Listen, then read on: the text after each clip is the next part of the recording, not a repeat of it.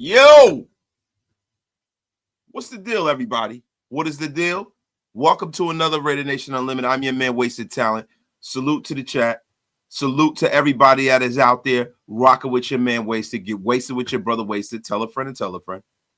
Man, I tell you what.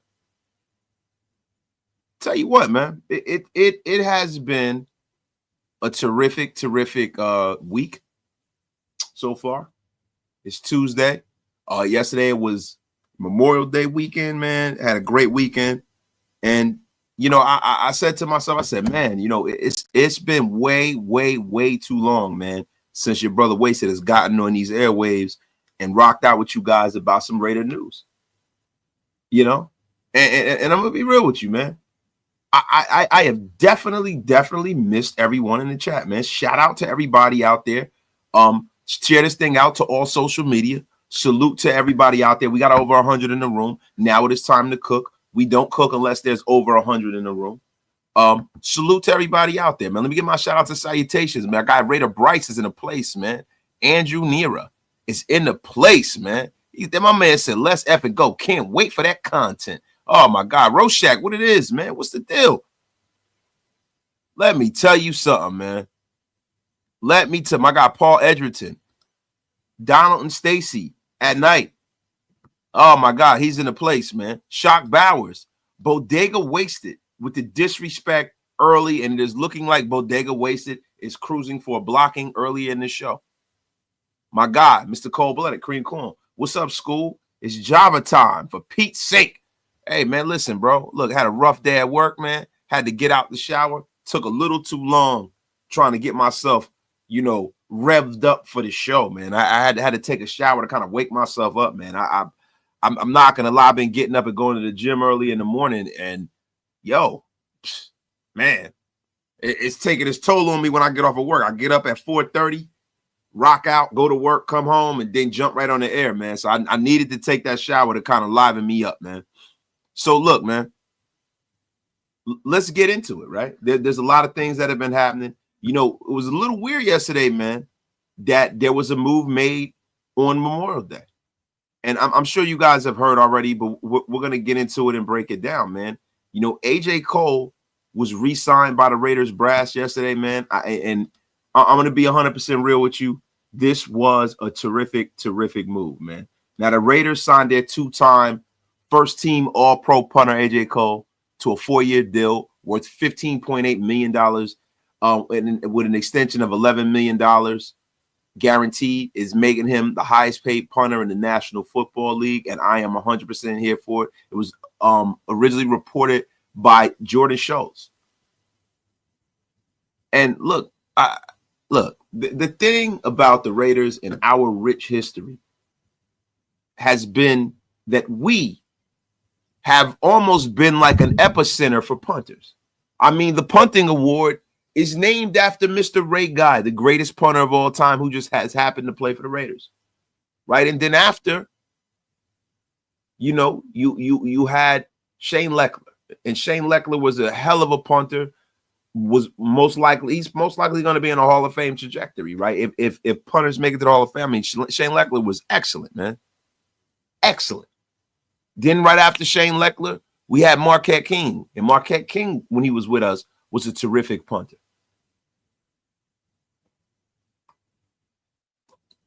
And now we're in the A.J. Cole era, and he's one of the best punters in the National Football League. If he's not number one, he damn sure is in two, right? So, you know, what this shows me is that John Spytek subscribes to the the old school Raider way. A lot of people say it's the Bill Parcells way, but it's actually the Al Davis way, right? You build the team through all facets of the game. And one of the big facets of football that has been sorely forgotten about is special teams. Special teams, man. And I'm going to be 100% real with you. Special teams is something that the Raiders, if you have a situation where you get the best version of Daniel Carlson, right? You have a situation where, AJ Cole is AJ Cole, man. I mean, he is a guy who routinely pins people back in the shadow in the corner of their own end zone. He is an absolute weapon for the Raiders. An absolute weapon. I love it. So what we're doing is we are shoring up 1/3 of the football team.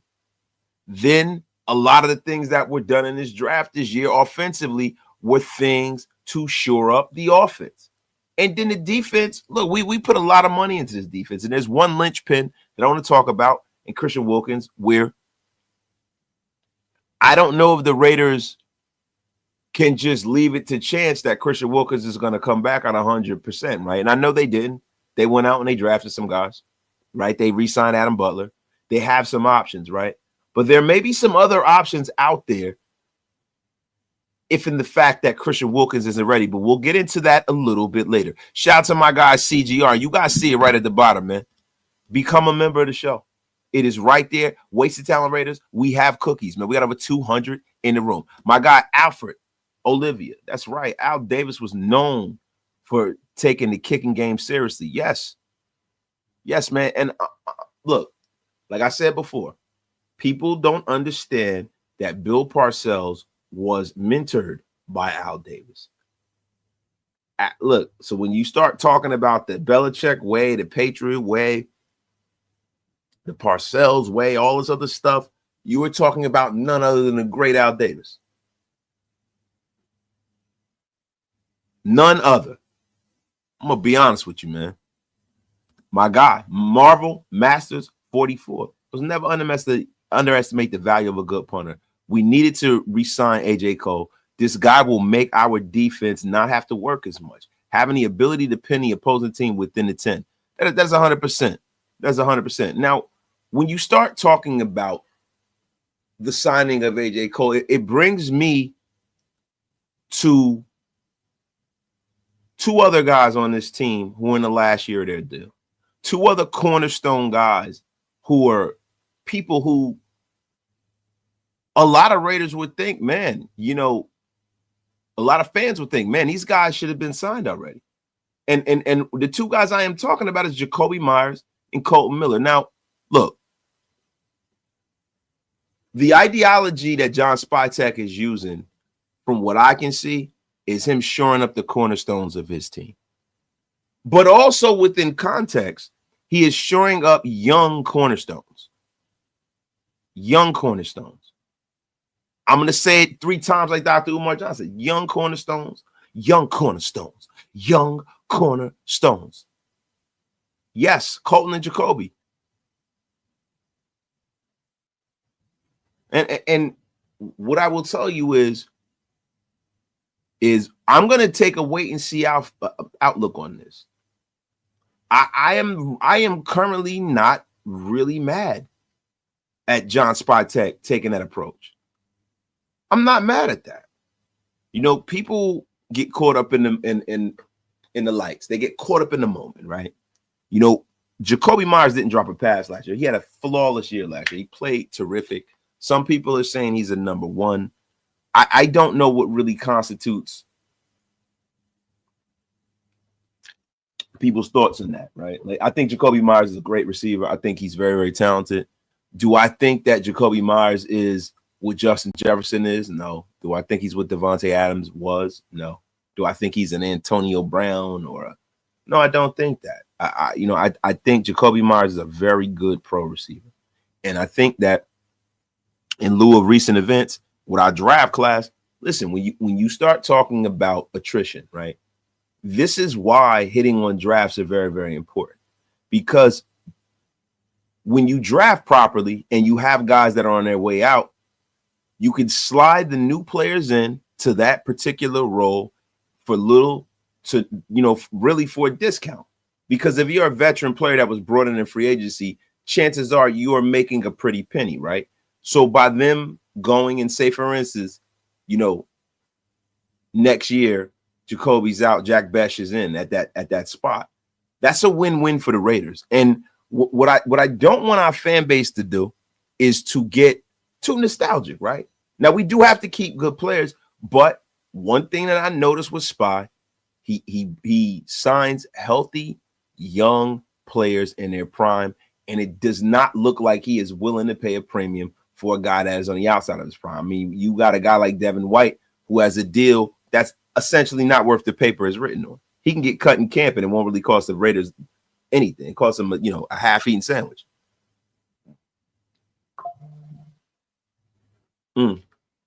Salute to the chat. Get wasted with your brother Wasted, man. Tell a friend to tell a friend. Man, it's been a while, hasn't it? What the F is going on here, man? My phone is going off all crazy, man. And guys, tomorrow, big announcement. Tomorrow, I will be going live tomorrow, and we will be having a special guest. I'm going to put the thumbnail together. We are going to be having somebody who is woven into the fabric of Raider Nation, someone who is a great representative of Raider Nation. We are going to have someone who is synonymous with the image of the Raiders. Synonymous. I'm going to say it again. Synonymous. We are going to have the great and powerful Violator on the show tomorrow. I've been meaning, this is the first time, Violator and I have spoken on the air. He's been on other shows, right? But, Violator and I had a great conversation at Thor's house a few years ago. And every time I've come in contact with him, man, his energy is just unmatched. He's a great, great human being. And he's a guy that I think you guys would enjoy an interview with myself and Violator. So tomorrow that will be happening. I'm setting everything up. You guys stay tuned. And guess what? Throughout the week and throughout the next coming weeks, I got a few interviews set up. I got to get back to my interview bag, man. So I hope you guys will pull up for that in droves. In droves, y'all. So, guys, let's get back to it, right? Let me ask you guys a question, man.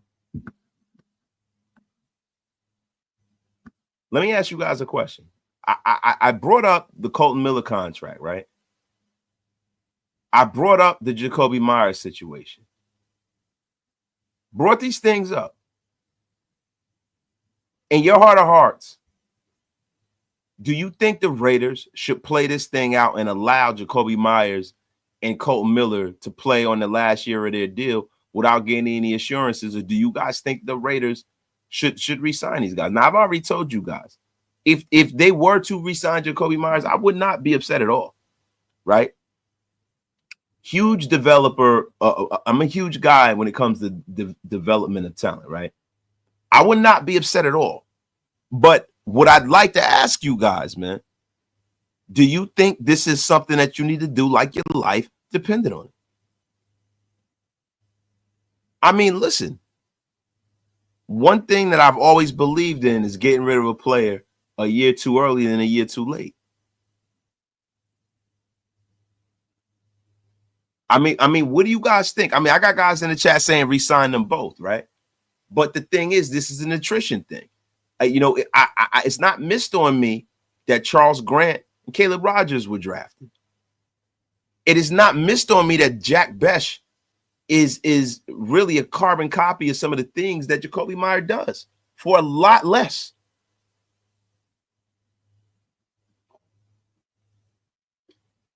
I mean, listen, let's think about this from a GM's perspective and not a fan's perspective. Let's view it from that prism.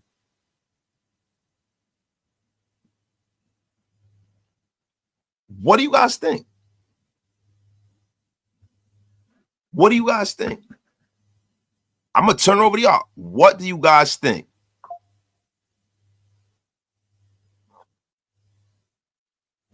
You guys let me know. My guy, Dan High State Teaser, a general in the Get Off My Lawn gang at ease, soldier. They would really have to be confident that if Charles Grant not to extend Colin, That is a big gamble. Now, listen. Now, we talking about the blind side of our young quarterback, Geno Smith. And when I say young, I say that with all pun intended, right? I say that with all pun intended. So let me get this straight. Now, we got to look into certain things. We got to look into certain things, right? Because I want to look into market value for a guy like a Kolton Miller, right? Where Kolton Miller is getting paid, right? And where his contemporaries are.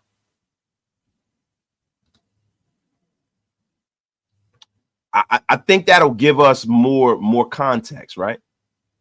That'll give us more context, man. To give us more context. So what we're going to do is, right, I'm going to go to spottrack.com. Salute the Spot Track. But we're going to go into left tackles. This is what we are going to do. I'm going to put it up on the screen for all of you to see. And I want to see how you guys feel about a Kolton Miller deal and where that would necessarily put Kolton Miller, right? So let me share my screen with you guys, man. Shout out to my guy, Isaiah R. Shout out to Matty Marinovich, man. The best mullet in Raider Nation history. The great Matt Marinovich, man. Oh, geez. Hold on. We got to share our screen, baby. So, boom. As you guys can see, the highest paid left tackle in football in value is Tristan Wirfs. Now, this is where John Spytek comes from. So keep this in context, right? This is a man that values offensive line play. But if we're being honest, we need to look at the fact that Tristan Wirfs is 25 years old. Now, Andrew Thomas is the second highest paid tackle in football. You know, he was a high draft pick, you know, $117 million contract, $23 million average salary, man. Christian Darrisaw, another 25-year-old guy, $104 million. Trent Williams, a little long in the tooth, 36 years old, 3 years, $27 million a year. You know, Trent Williams is a guy that pretty much already has his ticket punched to Canton. You know, that makes a lot of sense, right? So, look, I'm not going to go through every contract, right? I don't want to bore you guys. But if you believe that Kolton Miller, I mean, where do you guys put Kolton Miller as far as the hierarchy of tackles? They have him right back. You know, Kolton Miller's paid 14, right? He's making $18 million a year, 11 guaranteed at signing, right? Contract had a $54 million value. Do you guys have Kolton Miller over some of these guys like the Taylor Deckers of the world, the Deion Dawkins of the world, the Orlando Browns of the world, the Laramie Tunsil of the world? Where do you have Kolton Miller ranked first and foremost to get a contract evaluation for you guys? Frost, my guy. We got over 306 in the room. We wasted it with your brother. Wasted. Tell a friend to tell a friend. Look at what happened to San Francisco last year. They re-signed overpaid players with guaranteed money, and then those players got injured. And that's the thing that worries me when guys get more miles on them, right? When they're playing well, that's great, right? But when you have a situation where you have a bunch of guys on your roster who are a little long in the tooth, and then they start to get injured, then that is a crying shame and a humongous problem for the Raiders, man.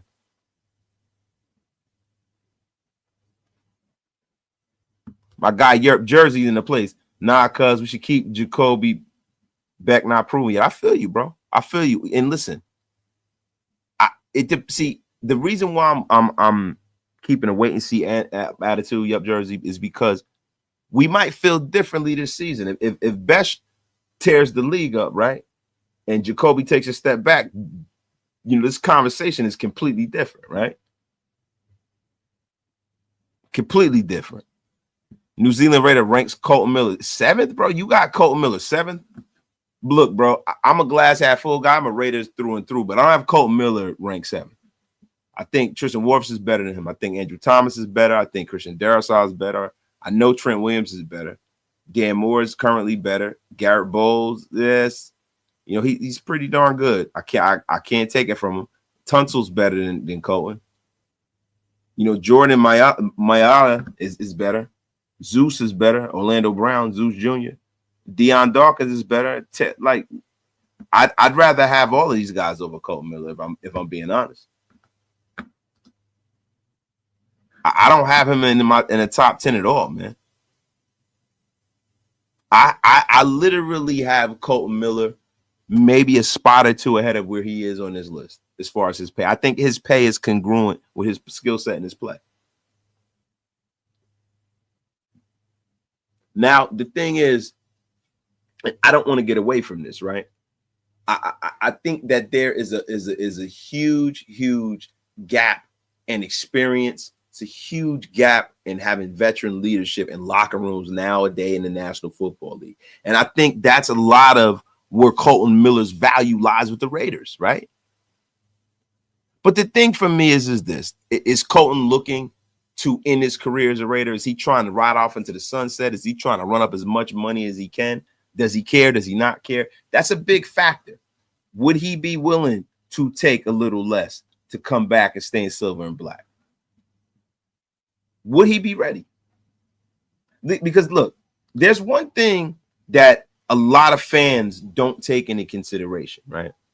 When you start throwing people's names around for trades, when you start thinking people are just going to leave and, you know, everybody says, oh, so-and-so wants to win and this, that, and the third, right? Everybody wants to win.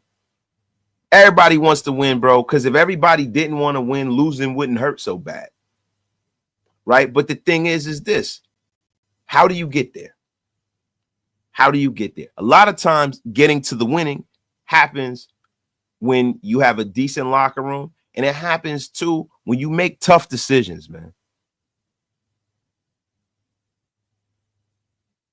And I think that if the Raiders are to do this, and if they were to bring Kolton Miller back, it'd have to be extremely team friendly. It'd have to be a short deal, and it would have to be a deal that would give the Raiders a chance to really get out of that deal in real time.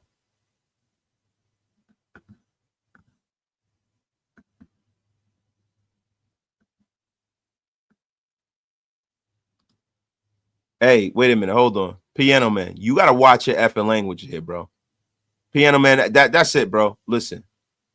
Piano Man, you got to watch your effing mouth in here, bro. You about to get unceremoniously blocked, and I'm not kidding around. And I don't know if you can see my mood today, but it's not playful wasted right now. You mess around, you will be getting unceremoniously blocked. You got one warning. Watch your effing mouth. Watch your mouth, bro. No bad words. This is a family show, my brother. Ghetto Boys Raider. Jakobi deserves a deal. He's been solid for us through all the BS. Now, see, Ghetto Boys Raider, look.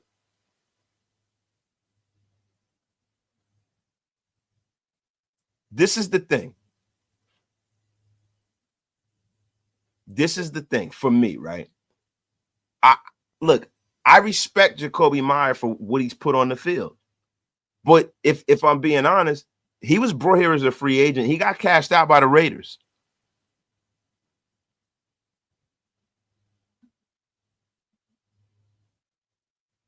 He got cashed out by the Raiders, man. Let's look at the Jakobi Meyer contract, right?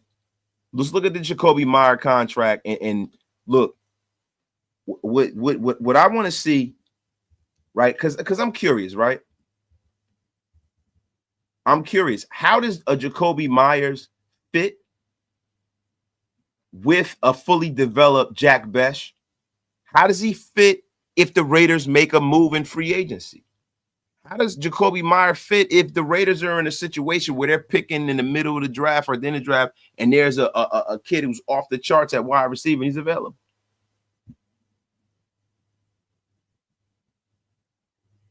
Now, look, Jakobi Meyers, man, is the 31st highest paid player at wide receiver in the National Football League. So there's a few guys that are making more money. So I think this is a little criminal here. You got guys like Darius Slayton who are not better than Jakobi Meyer, Darnell Mooney, Alan Lazard, Mike Evans is a Hall of Famer. Devontae Adams has been better. Cooper Kupp has been better. I don't know if he's better than Jakobi at this moment. I mean, Jakobi is a better player than Jerry Jeudy.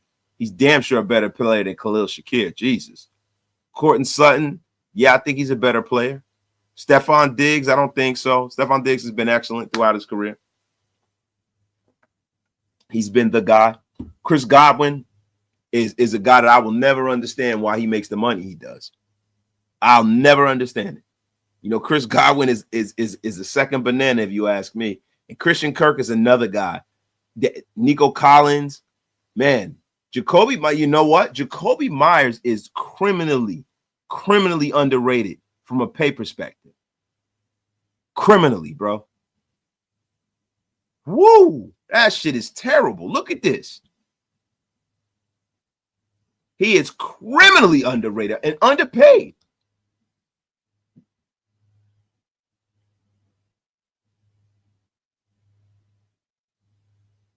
Block's great, lunch pail guy, great locker room guy. But look, we have to open our minds up here and not think like fans and think like the GM. Think like the Raider brass, right? Jakobi's not a guy that they brought here. He was here already. So let's get that out the way, right? And then they went out there and they felt the need to address the wide receiver room in a real way.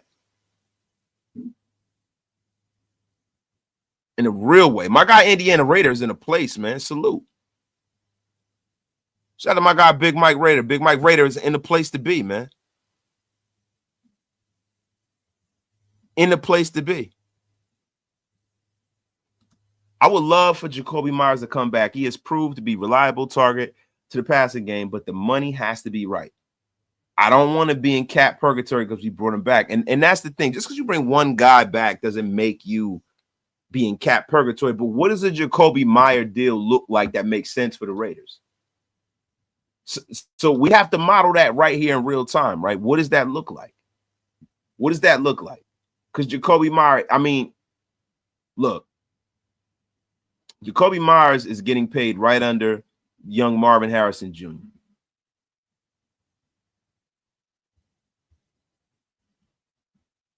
You know? So for Jakobi Meyers, for myself, right? For me to bring Jakobi Meyers back, right, I'd have to have Kobe Meyer be in Jerry Jeudy territory as far as from a salary perspective. To me, I can wrap my mind around that. Now, when you talk about, you know, the Jerry Jeudy contract, right? You were talking about a contract that I know that the Browns have to feel is an albatross, man. This guy has not been very productive. But, yo, guaranteed money, $18 million. Average salary, $13 million. I mean, that sounds about right for me. That sounds about right for me. But see, this is the thing of Jakobi Meyer. There have been a lot of rumors, right, that the Raiders are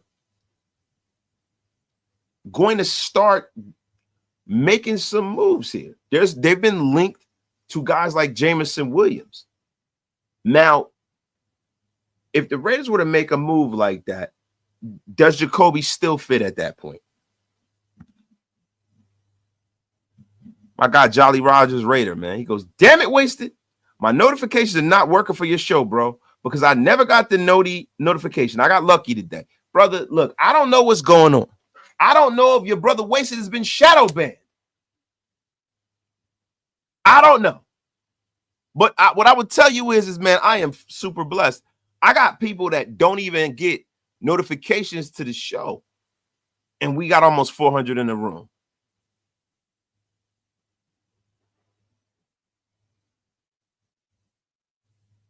But see, the thing I'm curious to see is how Jakobi Meyers fits within the framework of what Chuck Kelly's trying to do and what Pete Carroll wants him to do.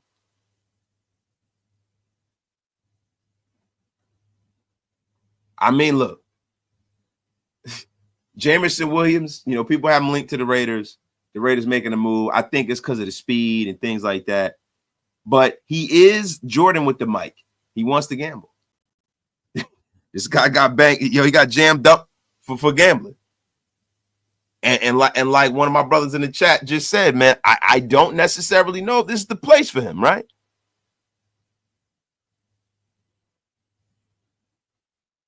I don't know. I don't know. That might not be something that would be good for us over here, man. Man, yo, shout out to my guy, Shock Bowers. I think the notification drops after the show ends and post the entire finished product. YouTube. Oh no, listen, we love YouTube. We don't want to disrespect the great great people over there at YouTube, man. Shout out to them. Now, my guy, UA Mel, brings up something. He goes, Jameson Williams is not the sharpest knife in the drawer. I'll pass. Bro, you know what? For you to be in a national football game and to think that you won't get caught gambling on football, I can't refute that. I can't confirm nor deny that, my guy, UA Mel. I can't do it. I cannot do it. Guys, also, listen, this week, I'm going to take my hand at it. I will be doing an audio podcast. So for all of you guys who wanted me to do an audio podcast, I will be doing an audio podcast. Salute to everybody who wanted that. It'll be bi-weekly, but audio podcast, man.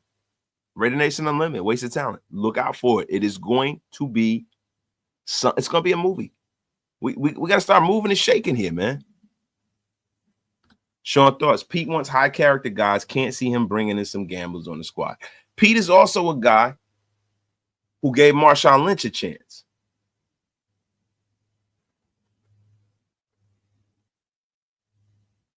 And as far as the audio podcast, that RSS feed is going to be on every platform, Apple, Spotify. It's going to be everywhere.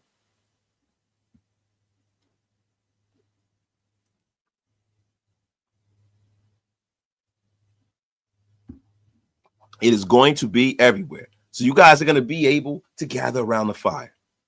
See, Jamba Juice, Marshawn Lynch was not always a high character guy. Marshawn Lynch, when Marshawn Lynch was drafted, Marshawn Lynch had some issues in Buffalo. Because if you remember, Beast Mode was drafted by the Buffalo Bills. Marshawn Lynch had some character concerns coming out.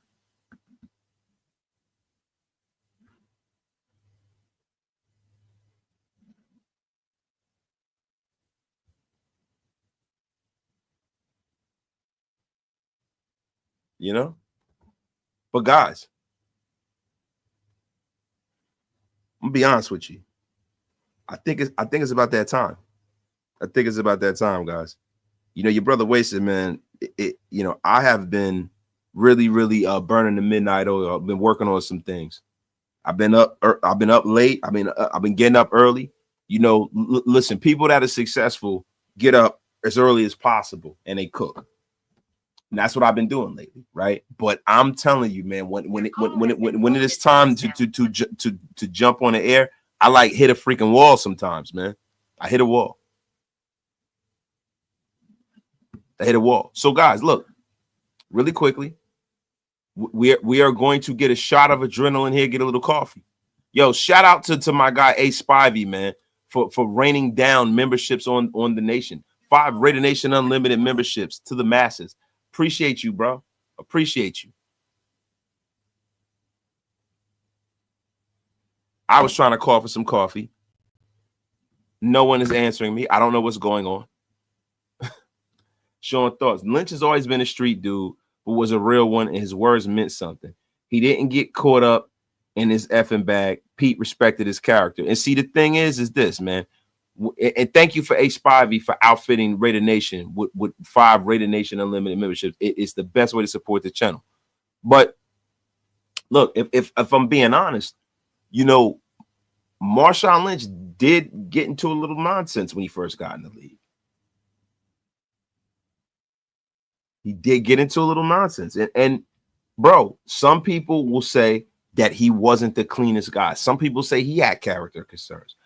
The thing that I love about Pete is he's a guy who can identify the good in these players, right? He's a guy who can identify, you know, the real person. I love a lot of, you know, I heard, you know, the podcast that he did over there with Brock Heward, and I forgot the other gentleman's name, but it is a Seahawk podcast, right? I forget the name of it, but you know, Pete still talks about the relationships that he still has with Sherm. He talks to him all the time. He still talks about the relationship he has with Beast. He still talks about the fact that, Doug Baldwin calls him all the time, and Sherman, all these guys, man. So Pete Carroll is a real one, man.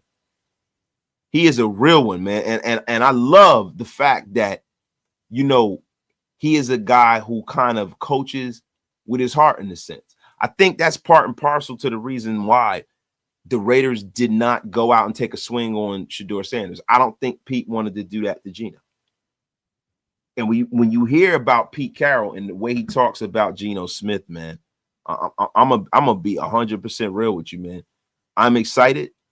I'm very, very excited, man. Everybody's hyping the Raiders up, right?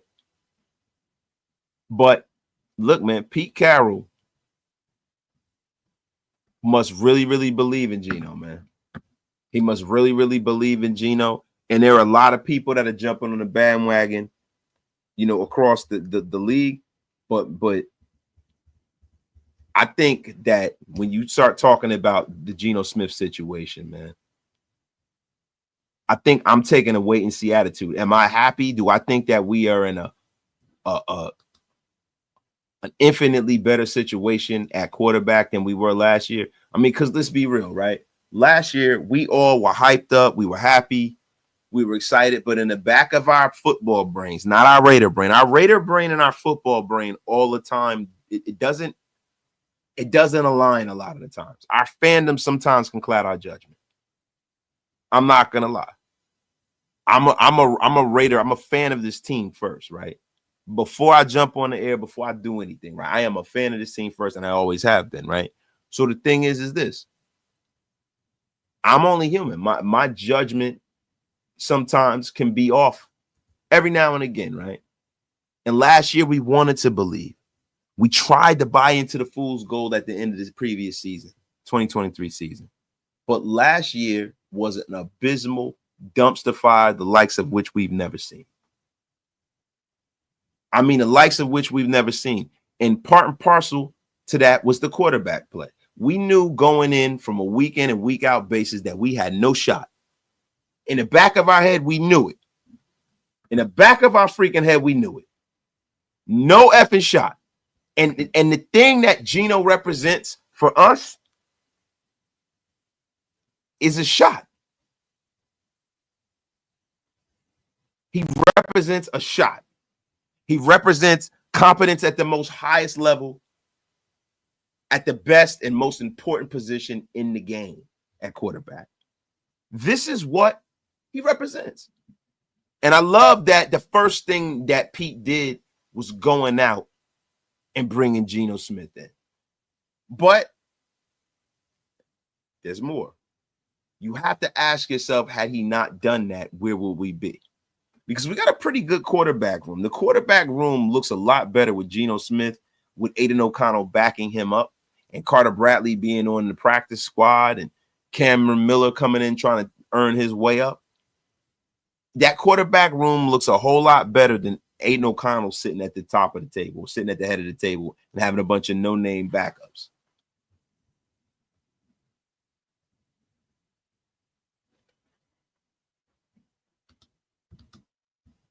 Man, shout out to everybody in chat. Shout out to my guy Cream Corn, man. I thought you were about to get off the air because you wanted to get ready to watch the Knicks get very close to being eliminated. No. Cream Corn, you better get the F up out of here with your crap. The Knicks are going to go, and they are going to win this game tonight. You watch your effing mouth. Watch your mouth. Coming up in here with your crap. Let me tell you something, man. You don't ever disrespect the Knicks, Cliff. Don't ever. Messing with my Knicks, man. I don't know. I kind of think I'm taking this as a personal attack from you guys, man. Really am, man. It's like you guys want to see the wasted one go off on some tangent. The F up out of here. My guy Leaky T, great show. Let's go, Patience. Get the F up out of here. It's cool. I need to hate. I need y'all to hate me. But I'm going to ask y'all something. What if the Knicks pull this one off? What you going to say then? What you going to say then? RNJ Podcast, what it is. What you going to say then? What you going to do, brother? Shout out to y'all, man. So, guys, look. I was reading an article today, and I kind of got off a little tangent, right? I was reading an article today where Pro Football Focus has the Raiders' new starting quarterback in the third tier quarterbacks, man. Pro Football Focus said in the category, they said Geno Smith, as far as being a starter in the league, is the 10th best quarterback in the league. A solid starter who has flashed high-end play. And that's a category between him and Jared Goff for the Lions and Brock Purdy. A few have pegged Smith as the 6th best passer in the NFL over the last 2 seasons. But here with PFF's John Coso, what he wrote. He says, in fact, his 85.8% passing grade in that span is just 0.2 points shy of Patrick Mahomes. After being traded for a 3rd pick this offseason, Smith should enjoy an improved offensive line, but a downgrade in receiving weapons. He protects the football and has a knack for generating big-time throws. Now, look, I'm excited for Geno, but what I am not trying to be this offseason is a hope dealer. I am not a hope dealer, yo. I am not a hope dealer. I am on here to give you information, not affirmation. And I'm going to be 100% real with you. Saying that Geno Smith, sight unseen, in Seattle, was he good? Yeah, but a top 10 quarterback, I think they got to chill a little bit. I think they got to chill a little bit. I am not into anointing some of these people. I'm not into canonizing and anointing this team. I'm not doing it. Am I excited? Yeah.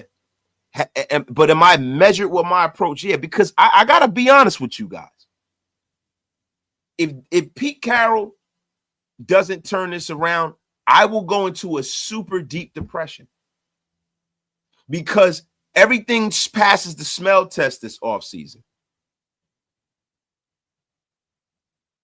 Everything passes the smell test. Every move passes it. There's a few little things where, if you playing, armchair GM, you're never gonna fully agree with what a team does, right? But when you start talking about in its entirety, the Raiders offseason has been one for the ages for the younger Raider fan or for the older Raider fan like me. Listen, we have struggled and suffered for like 3 generations. And let me tell you something, man. Pete Carroll has won everywhere he's been. So if not him, then who?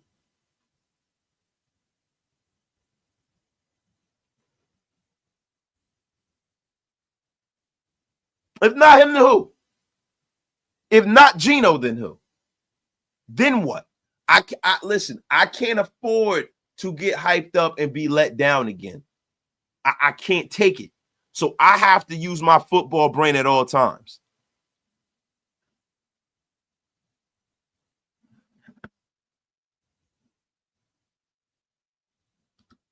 I don't know about you, Wasted, but it's playoffs a bust for me this year.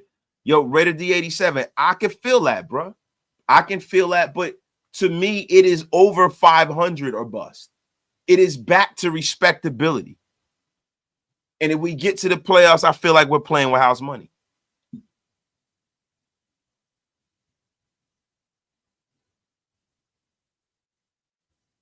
I mean, that's how I see it.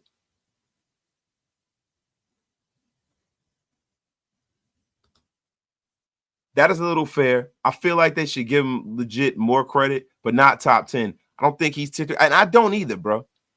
I don't until he gets on the field and proves it in silver and black. I cannot anoint him and canonize him like that. Yo, my God, Jamba Juice. Oh my God. Shout out to my dog Jamba Juice, man. Appreciate you, bro. He said, let's trade our first round pick for Tyleik Williams. Get that. Get out of here, bro. I like Tyleik Williams, too. I was a huge fan of the guy at Ohio State, but nah, come on, man. Get the F up out of here. Coach, you tripping, bro. Coach, you was big time tripping, bro. You are messing up the stream with that crap. Geno will bring us our first playoff win and F it forever. He's the man to get it done for us now. And Cisco, I'm going to be honest with you, bro. If he wins a playoff game, bro, you might as well just hang his name up in the annals of Raider history because it's been a long damn time. Shout out for my guy for the $2 holiday. Shout out to my guy, UA Mel. If DJ Glaze and whoever the guards hold up, Chip Kelly will help Geno get into that upper tier like Aiden O'Connell did for Sam Darnold. Oh, Kevin O'Connell. I'm sorry. Maybe, man. Yo, I need a shot in the arm here, man. Where the hell are my ladies at? Where are my daughters? Where's my wife? Hey, honey. What, honey, what are you guys doing? You guys getting ready for the Beyonce concert? Yeah, I've been calling you guys. Look, I need a favor, y'all. I need some coffee. I'm crashing and burning here. No, we can't have that. We need some coffee. I appreciate it, sweetheart. Thank you. Thank you. And you guys, listen. You guys make sure that you are as grand as you could possibly can. I need my girls, my two daughters, and my wife to look as wonderful as they can look, man. We will. We getting it together now. Thank you. Nah, yeah, my wife and my girls are getting ready for the Beyonce concert, man. But let's get back to it, right? Jamba Juice. Bro, trade a 2026 first-round pick for a defensive tackle that is a rookie. Tyleik, like, come on, bro. Like, Jamba, come on, dog. Jamba, come on. And I love Tyleik Williams, right? But come on, bro. Tripping, bro. You a big tripping, bro. Big tripping. You're my guy. RNJ Podcast. Raider Nation Jason, man, my dog. I feel like this year will be similar to McDukie's first year, where he lost 6 of 7 close one-score games, except this year we win those close score games and we will finish better. Bro, I'm looking at, for me, right? I'm looking at this as like a 9-8 year. That's how I'm looking at it. 9-8, maybe a little better than that, but I'm looking at it as a 9-8 year, man.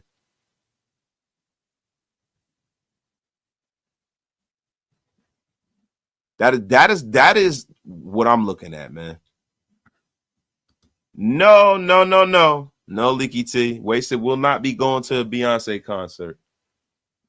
That is, that's something that my wife and her sister and my girls do. You know what I'm saying? Even though I respect Beyonce's talent, I sort of on the run tour with her and Jay when they did the tour together. You know what I'm saying?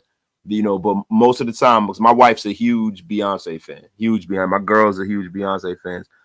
I buy them the tickets, they go off, but that's the reason why my wife, that's the reason why we got daughters. We got teenage daughters, and my wife and her sister, that's something that they do. You know what I'm saying?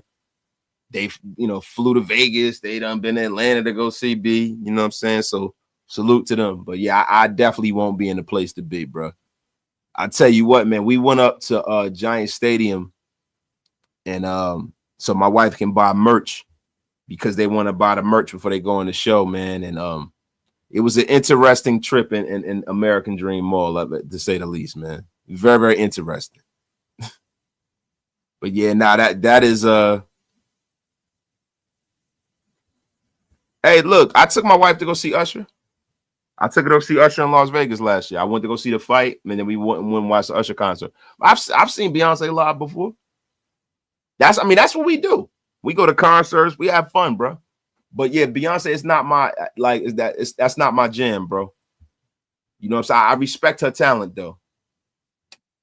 Delano Raider, he goes, all right, Nation, I gotta go, but I'll run the rest of the episode back later. Pay your bar tabs better. Yo, thank you, my guy Delano. Appreciate you for pulling up, man.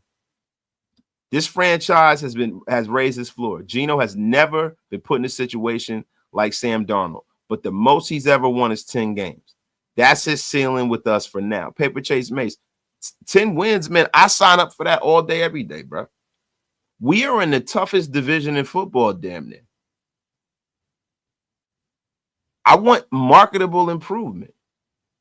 I want this to not be a dumpster fire. I want to see the improvement.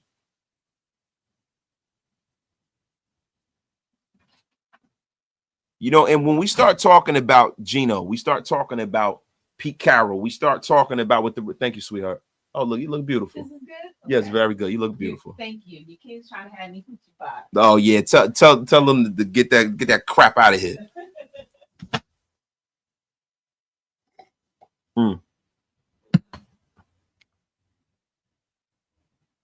Yeah, shock. I wasn't going, that wasn't my jam. My wife and my daughters went to that, and then her sister went just like that, like they always do. Look, let me tell you something. That's not my jam. Renaissance tour, I wasn't going. That was not my jam, my brother. But let's get into it. So with the when you start talking about the Christian Wilkins situation, I wanted to get into this, right?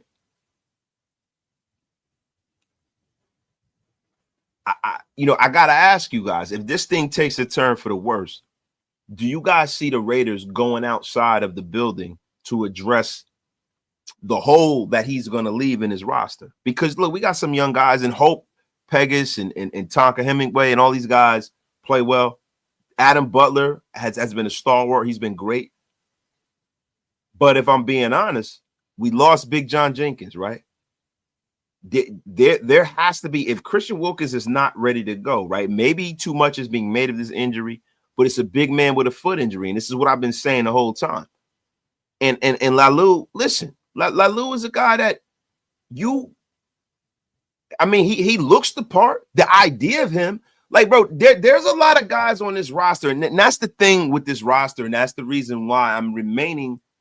I am remaining a guy that I'm remaining a guy that is going to stay measured in my approach to this roster, because there are a lot of question marks on this roster. I am not just going to throw hopium out there. There are a lot of guys on this roster, man, that they're question marks all up and down this roster, and especially when it comes to defensive tackle. So let me ask you guys a question.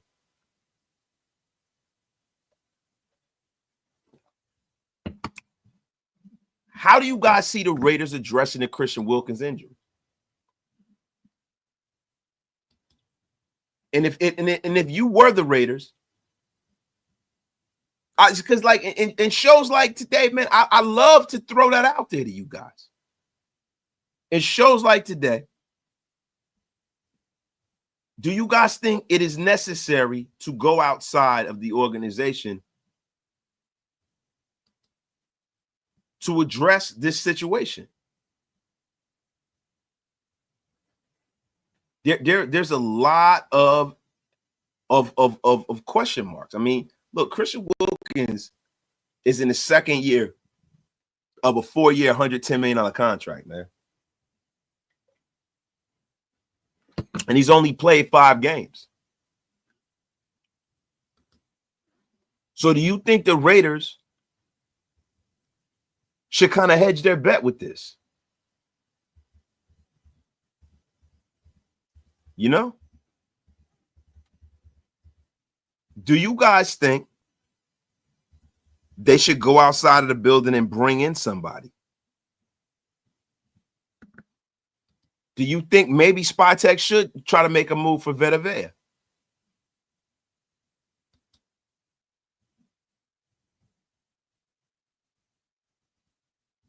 Like, look, there was an article that was written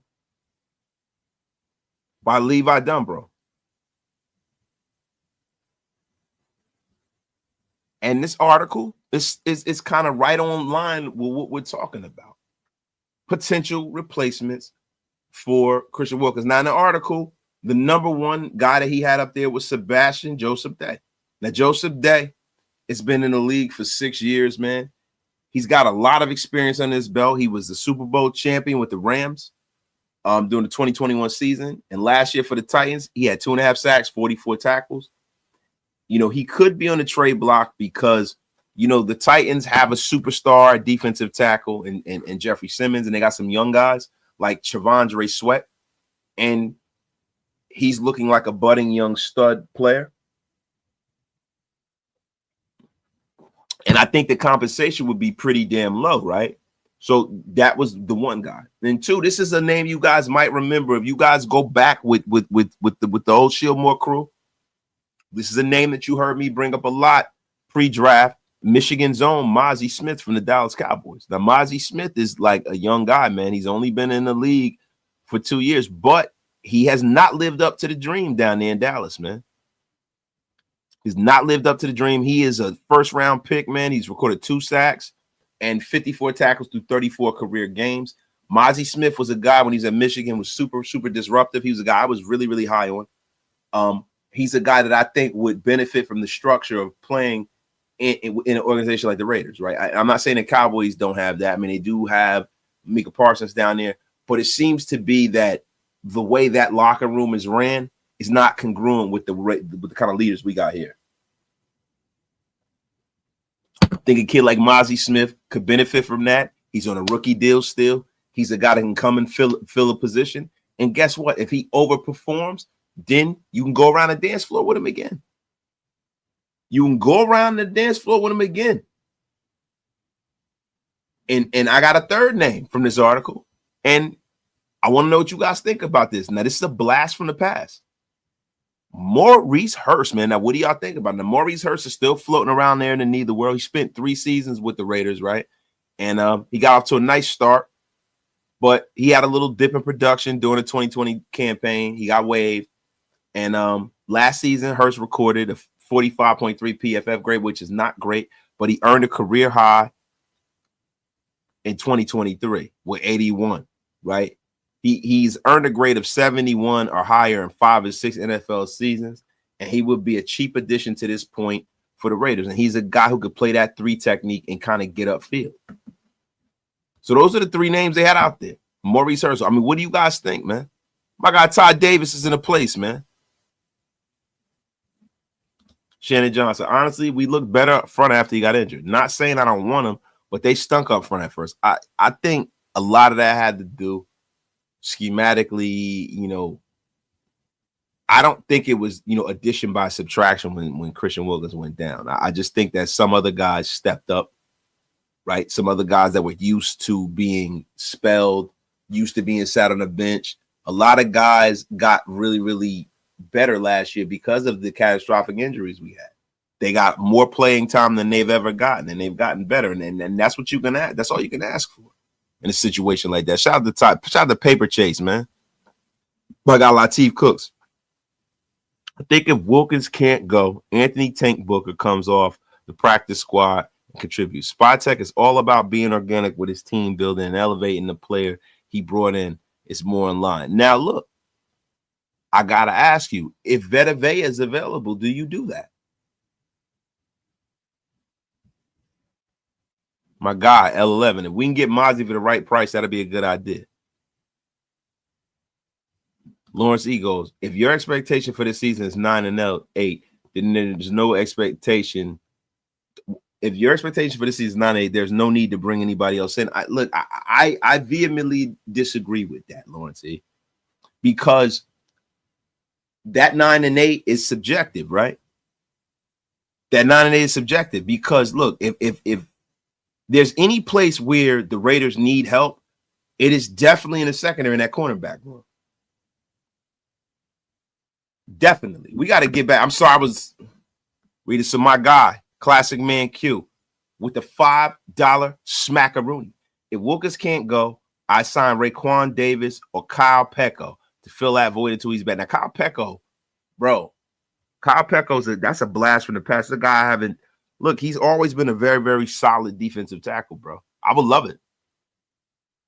I would freaking love it. Shout out to my guy, Classic Man Q, with the $5 smackaroonie. Shout out to my guy, Fupa Trooper, gifting 5 Raider Nation Unlimited Wasted Talent memberships to the masses. Everybody who got a membership, thank the great and powerful Fupa Trooper. And that name is goated too, man. Congratulations to the newest members, my guy CGR, and the place to be, man. I think we have to ask, does this front office trust in who they brought in to fill the holes? I don't think they're going to just move for move's sake. But see, this is the funny thing, bro. There are certain pieces of this roster that were like kind of boilerplate. You would have thought, especially the time that Christian Wilkins got hurt, you would have thought that he'd be healed. This is supposed to be a 4 to 6 week injury. And now you have a situation where he possibly re-injured it. So now you have to reassess on the fly. Like, I think some of the moves that were made for this draft cycle were made with Christian Wilkins coming back and being healthy. And these 2 young guys that we brought in, and Butler kind of developing under the umbrella of playing with 2 great players on that defensive line, and Max Crosby, Christian Wilkins, and hopefully we can put, Malcolm Kuntz in that pantheon. But I think a lot of these moves were made in the spirit of Christian Wilkins being a part of the team. Because had they known that Christian Wilkins was in this situation and they had to go out there and address this thing in a real way, I think that the rumors and the smoke that you heard about Vita Vea might have panned out. It might have panned out. Now, look, guys. Defensive tackle is not the only gaping hole. And I say that, pause, but no pause, because we're adults here, right? But there's some names out there in the cornerback world. And I want to talk about it.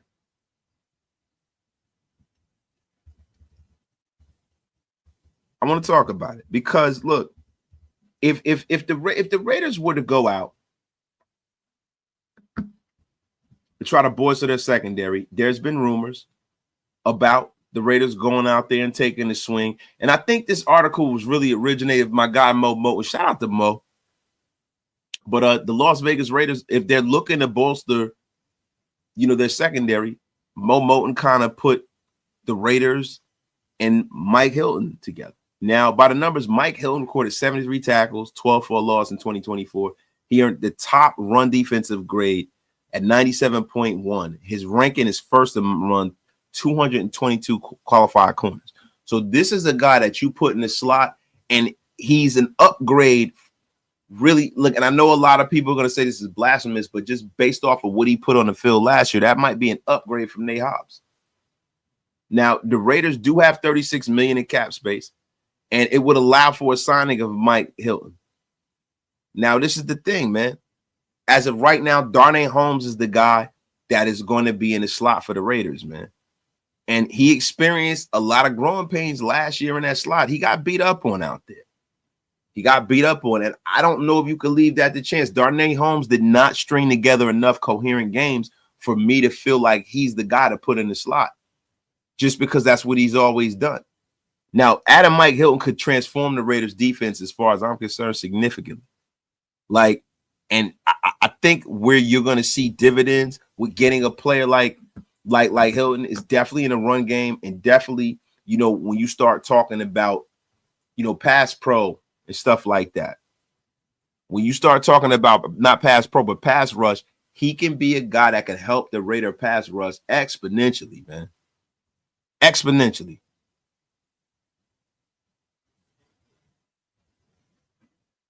But that Mike Hilton is a great idea, man. Definitely an upgrade. But look, when I start thinking about it, there are other guys that are out there. Now, James Bradbury is available. I mean, James Bradbury was getting cooked last year. I don't know if I necessarily, even though he has a familiarity with Patrick Graham, I don't necessarily think that's a guy that would line up with what Pete Carroll does, right? So you have him, and then you have Rasul Douglas. Now, Rasul Douglas is a name that I cringe when I hear because I see how well he's played since he's left the Raiders, right?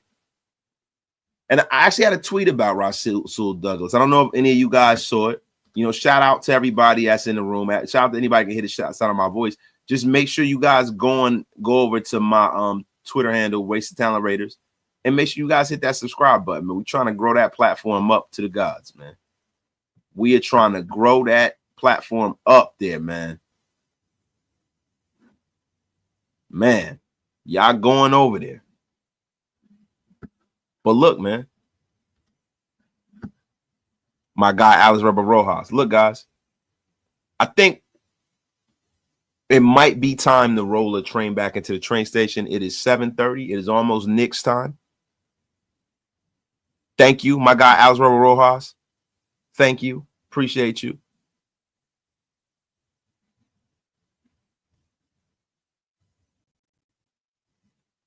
But, guys, look, Mike Hilton is a great, great idea, man. Great idea. You know, we might have Mo on the show soon to talk about that article, man. We might. But guys, I think right now we'll save a little for tomorrow. We're gonna save a little for tomorrow, right? I want you guys all to have a great and productive night. This has been, I think it's pretty damn good. This has been a damn good show, man. It feels good, man. I got to get back to the consistency here. I know it's a lot going. It's not a lot to talk about in the offseason. And bear with me. Tomorrow, we're going to have a guest. We're going to have Violator. But you guys stop by tomorrow. I am going to, put the show together. I want you guys to pull up. I want you guys to enjoy. I want whomever can hear the sound of my voice to hit that subscribe button. Raider Nation Unlimited. Featuring Wasted Talent. It's time, but guys, listen, let's go Knicks. Let's go Raiders. We will be back at you. We'll have some more content. I'll save some of the stuff I was going to talk about today. I'll talk about it Violator tomorrow. You guys have a great and powerful night, man. And yes, the cookies have been eaten, man. Thank you, L11. Appreciate you, man. Yo, you guys have a great night, man. A great night. Tomorrow, we're going to talk some more Raider ball. We're going to be at you guys all week, man. And probably Thursday night, if I don't work overtime, we will be back in here rocking and rolling because I will be home alone because my wife and daughters will be at the Beyonce concert. So I'll be home alone. So, you know what I mean? I'll probably go to the gym and I'll be in here rocking with y'all, man. But y'all have a great night, man. Peace.